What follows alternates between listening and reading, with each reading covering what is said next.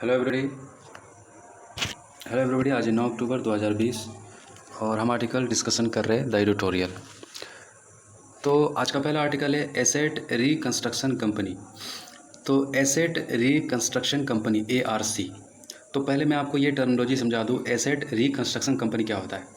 देखिए, जब बैंक किसी भी कंपनी को लोन देती है और वो लोन लेने के बाद वो कंपनी क्या होती है, बैंकक्रप्ट हो जाती है, पैसा चुकाने के EMI देने के लायक नहीं रहती है।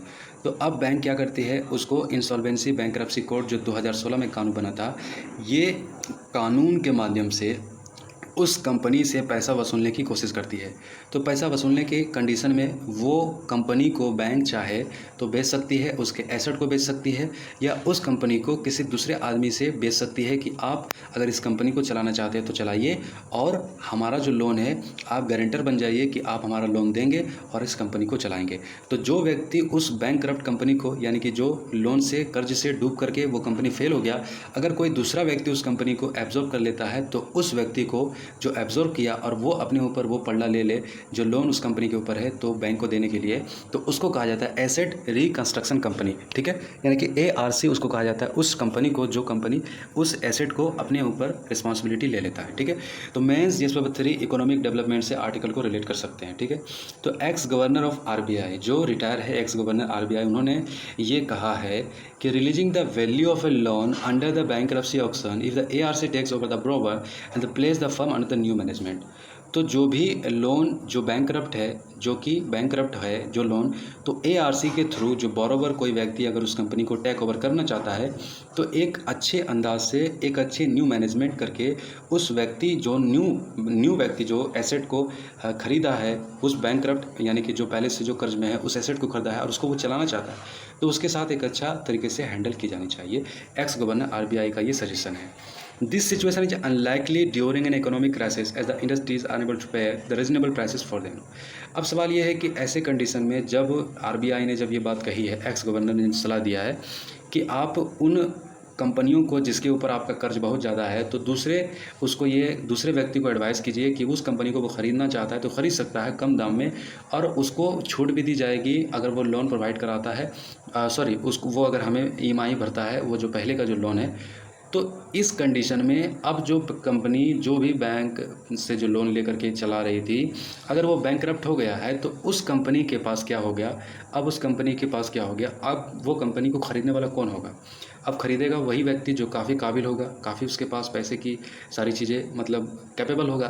तो अब इकोनॉमिक कंडीशन जैसा कि अभी हम क्राइसिस देख रहे हैं, लोगों के पास सिचुएशन ख़राब है, सारी स्थिति जो है रॉन्ग डायरेक्शन में चल रही है, और ऐसे कंडीशन में ऐसे बैंकरप्ट कंपनी को कौन ख़रीदना चाहेगा, ये थोड़ा दिक्कत। तो करंट नॉर्म क्या है, जैसे कि RBI की अगर बात करें तो ARC can participate in resolution under the IBC code 2016 only E partner with an equity investor.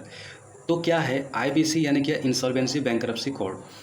Insolvency bankruptcy code क्या होता है, ये कानून 2016 में बनाया गया था। जैसा कि मैंने आपको बताया, बैंक अपना कर्जा वसूली करने के लिए जो कर्जा है, सरकार ने ये कानून बनाया कि बैंक 3 महीना तक अगर कोई बैंक से लोन लिया, अगर वो बहुत बड़ा अमाउंट है, 100 करोड़ से ज़्यादा अमाउंट है, तो IBC के तहत उससे कर्जा वसूला जाएगा, उसके एसेट को बेचकर, उसके कंपनी को बेचकर, या फिर उसको कैसे डील करना है वो RBI तय करेगी। ठीक है, तो ये IBC होता है 2016 का जो कानून ये बना था। तो इसमें कहा है कि ARC जो है पार्टिसिपेट कर सकता है, यानी कि वो व्यक्ति जो उस कंपनी को खरीदना चाहता है IBCD कोड में आकर के पार्टिसिपेट कर सकता है, वो अपने ऊपर वो सर के ऊपर अपना जिम्मेवारी ले सकता है, और वो व्यक्ति भी आ सकता है जो उसका पार्टनर है उस कंपनी का, कि भैया हम जो है इसमें पार्टिसिपेट करना चाहते हैं और इस कंपनी को रेगुलेट करना चाहते हैं। The equity investor in this case in the regional applicant, तो एक भागी एक एप्लीकेंट के तौर पर माना जाएगा जो व्यक्ति इसमें पार्टिसिपेट करेगा। और if the application succeed the equity investor will acquire the share with the debt ARC acquired the debt. ठीक है, तो जो व्यक्ति उसको टेक ओवर कर लेगा, अब ARC के थ्रू उसके पास वो सारी चीज़ें चली जाएगी जो कर्ज पहले से जो बैंक का वो लिया हुआ था वो कंपनी, तो उसके ऊपर टेक ओवर हो जाएगा। The ARC have been set up the due the recommendation given the Narasimhan committee.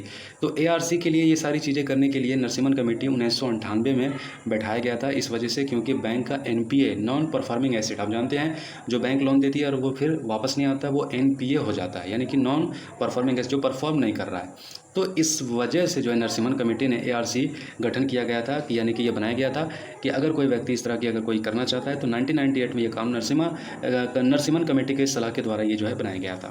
फिर उसके साथ SRFECI एक्ट 2002, यानी कि एक legal framework for establish multiple private ARC, यानी कि प्रोटेक्ट करता है ARC को जो व्यक्ति इसको लेता है। तो 2002 SRFECI एक्ट 2002 इसको इस फ्रेमवर्क के तहत उस व्यक्ति को प्रोटेक्ट की जाती है, सुरक्षा प्रदान की जाती है जो व्यक्ति उसको लेता है, ठीक है, यानी कि उस कंपनी को टेक ओवर करता है। तो RBI in its financial stability report 2019 indicates slow recovery for bank through the ARC route between 2004 to 2018।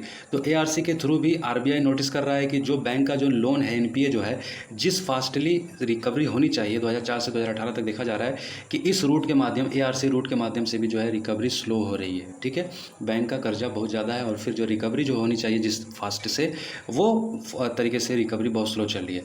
The maximum recovery as a percentage of total bank claim debt 21.5% 2010 and it steadily declined to 2.3% 2008। अब जो maximum जो कहा जाए 2010 तक अगर report देखिएगा कि जो बैंक का जो लोन है कितना रिकवर हुआ है, तो 21% के हिसाब से जो है चीज़ें चल रही थी, जो रिकवर हो रहा था, जो बैंक दे रही थी। और लेकिन इसी के साथ 2008 में ये रिकवरी बहुत डिक्लाइन होकर के बहुत नीचे गिर गया, 2.3% हो गया, जो कि बहुत ही ख़राब है। This is due to the outcome of the resolution made is debt the dependence of the liquidation of the business rather than genuine business revival, ठीक है। तो इस तरीके से एक जेन्युइन बिजनेस, जाहिर सी बात है वो कंपनी अच्छा से वर्क नहीं कर रही है और फिर वो लिक्विड, वो पैसा जो है क्या है, वो प्रोडक्टिव काम नहीं कर रहा है, तो इस वजह से क्या हुआ, एक कर्ज हो गया और जो काफ़ी ख़राब माना जाता है। अब अगर IBC के बारे में बात बताएं तो IBC के बारे में हमने आपको बताया कि इंसॉल्वेंसी बैंकरप्सी कोड है, जो डिस्ट्रेस बिजनेस है उससे पैसा वसूलने के लिए बैंक जो है ये कानून उसके ऊपर 3 महीने के अंदर लागू कर देती है। 100 करोड़ से ज़्यादा अगर लोन लिया है तो उसके ऊपर उनको उनका एसेट बेचकर उससे वो वसूली करके वो चीज़ें करती है। तो ये एक बात है, ठीक है। एक company under IBC resolution emerge as a successful solvent the company. तो इससे देखा जाता है कि IBC जितने भी अभी तक जितने भी इससे हुआ है तो काफ़ी अच्छा रहा, इसका सिचुएशन काफ़ी अच्छा रहा है, ठीक ठाक रहा है, जो बैंक को भी जो है जल्दी से जो है चीज़ें रिजॉल्व हो जाती है और प्रॉब्लम थोड़ा सा सॉल्व होता है। तो shareholder will have a stronger incentive than created, तो उसमें जो भी शेयर होल्डर है वो चीज़ों को देखते हैं। If the ARC were allowed to hold more equity instead on debt in the resolve company, it act as a stronger incentive for them to revive the business. तो देखिए ARC में अगर चाहे तो एक व्यक्ति नहीं, कई सारे व्यक्ति आकर के जाए उस कंपनी को टेक ओवर कर सकता है, तो इस ये ज़्यादा बेहतर सिचुएशन होता है।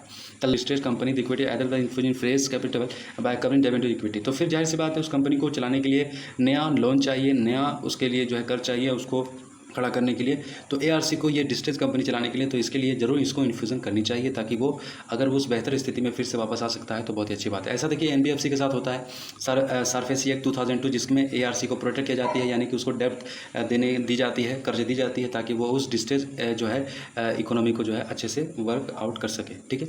तो ये था हमारा आर्टिकल, थोड़ा सा टिपिकल आर्टिकल था, ज़रा अगर नहीं समझ में आए तो फिर से सुन लेना, थोड़ा सा समझ में आ ही जाएगा। दूसरा हमारा आर्टिकल है वर्क प्लेस इक्विटी। में GS1 सोसाइटी से आर्टिकल को रिलेट कर सकते हैं। वर्क प्लेस यानी कि काम के स्थान पर इक्विटी। इक्विटी का मतलब क्या होता है? अच्छा, अब हम कहेंगे आपको इक्वालिटी और इक्विटी के अंदर में क्या डिफरेंस है। देखिए, इक्वालिटी का मतलब होता है समानता, यानी कि एक समाज में एक बराबरी है। लेकिन अब क्या है कि समाज में बराबरी आ ही नहीं सकती है, तो हमें क्या करना पड़ेगा, इक्विटी करना पड़ेगा। सपोज डेट आप क्रिकेट मैच देख रहे हैं, ठीक है, एक आदमी ऊंचा है, लंबा है, तो नेचुरली तौर पर जाहिर सी बात है इक्वालिटी उसके साथ भेदभाव हो ही नहीं सकता मैच देखने के दरमियान में। लेकिन एक व्यक्ति जो नाटा है वो छप जाता है, नीचे पीछे छप जाता है, उसको दिखता नहीं है। अब जाहिर सी बात है उसके लिए क्या करना पड़ेगा, टेबल लगाने पड़ेगा ऊंचा वाला, तो लगा दीजिए, तो फिर क्या हो जाएगा, जो टेबल आप लगाएं तो फिर वो भी अच्छा से मैच एंजॉय कर पाएगा। तो ये जो टेबल आप लगा दिए वो क्या हो गया, इक्विटी हो गया, ठीक है। तो इक्वालिटी और इक्विटी में क्या अंतर होता है आपको समझ में आ गया होगा। तो देखिए, अगर कहा जा रहा है कि महिलाओं की अगर साइंटिफिक इंस्टीट्यूशन में महिलाओं का 15% भागीदारी है, साथ ही कहा जाता है कि 37% महिलाएं PhD होल्डर है, यानी कि साइंटिफिक रिसर्च कर सकती है, रिसर्च में पार्टिसिपेट कर सकती है, जबकि ओनली ऑन 15% महिलाएं ही जो है इसमें पार्टिसिपेटेड है। और जो अगर बात करें यूनिवर्सिटी इनरोलमेंट की बात करें, हायर एजुकेशन में बात करें, तो 40% महिलाएं हायर एजुकेशन में है, जबकि महिलाओं की पार्टिसिपेशन बिल्कुल नहीं के बराबर है।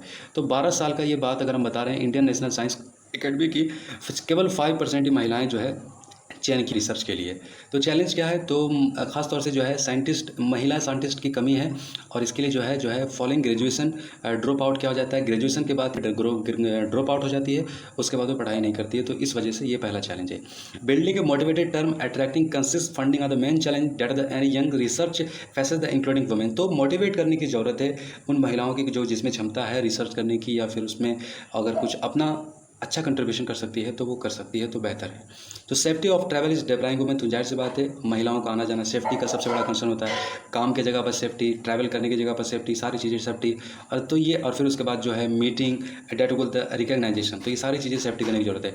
Administrative hassle of work place के ऊपर uncertainty, travel, funding, care taking responsibility, तो ये समस्याएं महिलाओं के साथ हो जाती है। स्ट्रक्चरल चेंजेस की करने की जरूरत है। महिलाओं को लेकर जो धारणाएं हैं वर्क प्लेस के ऊपर, जो एम्प्लॉयमेंट अपॉर्चुनिटीज़ फॉर वुमेन उसको बढ़ाना चाहिए, चूँकि पुरुषों को ही प्रेफर किया जाता है काम के लिए ज़्यादातर, और महिलाओं को उस काम के लिए नहीं किया जाता, और फिर सेम काम के लिए तनख्वाह में भी जो है डिस्क्रिमिनेट किया जाता है, एक को ज़्यादा एक को कम दिया जाता है।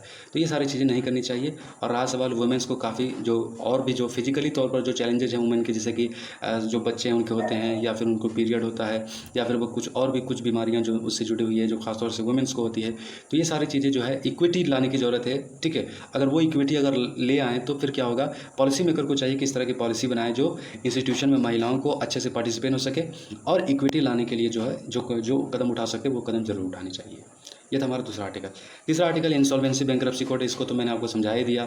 2016 में ये कानून बना है, और ये कानून और जीएसटी ये जो है ख़ास तौर से हमारे देश में एक अच्छा कानून था, और ये कानून ने हमारे इंडिया को जो है make for the world platform में थोड़ा सा अच्छा रैंक प्रोवाइड किया है, और ख़ासतौर से ईज ऑफ डूइंग बिजनेस में जो है भी स्थिति थोड़ा सा सुधार हुआ है। तो सिग्निफिकेंट क्या है, आईबीसी का सिग्निफिकेंट मैं आपको बता चुका हूँ कि ये लिक्विडेशन ऑफ डिस्ट्रेस, जो कि लिक्विड हमारा जो पैसा जो डिस्ट्रेस में फंस गया है उसको निकालने के लिए आईबीसी ये कानून है जो लागू की जाती है। ठीक है, तो रिकवरी के अगर चांसेस देखें तो इसके रिकवरी अच्छा रहा है, 26.5% अभी तक जो है रिकवर रहा है, और फिर 2018 से 19 की बात करें तो 71% जो है रिकवर रहा है। टाइम टेकन 4 से 3 साल लग जाता है, 1 से 6 साल लग जाता है, और अगर बात करें 2018 2019 की बात करें तो 1 से 1.5 साल तक। ठीक है, तो इशू क्या है, इसके अंदर कुछ इशू है, तकरीबन 4 करोड़ से ज़्यादा केसेस जो है इसमें पेंडिंग है। तो ज़रूरी है कि अलग से इसके लिए जो है इकोनॉमिकल जितने भी फाइनेंशियल इंस्टीट्यूशन को जो भी डिस्ट्रेस होता है इसके लिए अलग जजमेंट के लिए जो है कुछ फास्ट ट्रैक कोर्ट बनाने चाहिए, ताकि जल्द से जल्द जितने भी इशू है कंपनी के मामले से, जितने भी इशू जो 4 करोड़ केसेस पेंडिंग है, इस तरह के पेंडिंग ना रहे, ताकि व्यापार में जो अवरुद्ध जो बाधाएं उत्पन्न हो जाती है ये बाधाएं ना होनी चाहिए। तो ये बात है, तो इसको करने की ज़रूरत है, और रिफॉर्म करने की ज़रूरत है। खासतौर से एमएसएमई की अगर हम बात करें तो legislative measure such as opening of a new commercial court, commercial division, commercial appeal division 2015 will more investment climate. ठीक है, तो ज़्यादा से ज़्यादा देखिए बड़ी बड़ी कंपनी हमारे देश में सोचती है कि फंस जाएंगे यहाँ पर, क्योंकि यहाँ पर लॉ थोड़ा सा जो क्या है कि हजार्डस है, जिस वजह से जो है कंपनियाँ डरती है। तो ये सब करने की जरूरत है। कमर्शियल कोड अगर बना लीजिए तो और बेहतर है, कमर्शियल डिवीजन कर लीजिए, और कमर्शियल अपील, ताकि जल्द से जल्द जो है सुनवाई हो और जल्द से जल्द मामला को सॉल्व कर लिया जा सके। द रिमूवल 15 एब्सोल्यूट, बहुत सारा 15 से ज़्यादा इस पर कानून है, वो सारे कानून जो कि एक अगर हो जाए और इसको बहुत ईजी बना दिया जाए तो काफ़ी अच्छा होगा। और रहा सवाल एमएसएमई की बात करें तो एमएसएमई को प्रमोट करें, corporate affair, IBBIR working to put place MSME non MSME framework, तो ये चीज़ें करने की जरूरत है। एमएसएमई को भी जो है इसको स्ट्रक्चरली तौर पर जो इनके साथ समस्याएं हैं इनको समस्याओं को ठीक करे, और आईबीसी जो है देखे अगर एमएसएमई को अगर चीज़ें जो है अच्छा तरीके से अगर हैंडल करती है तो काफ़ी अच्छा रहता है। ठीक है, तो ये था हमारा आज का आर्टिकल्स। तो बताइए आपको ये आर्टिकल कैसा लगा, नहीं समझ में आया तो फिर से सुन लो या फिर पढ़ लो ठहर के, इंशाल्लाह जरूर समझ में आएगा। Thank you very much.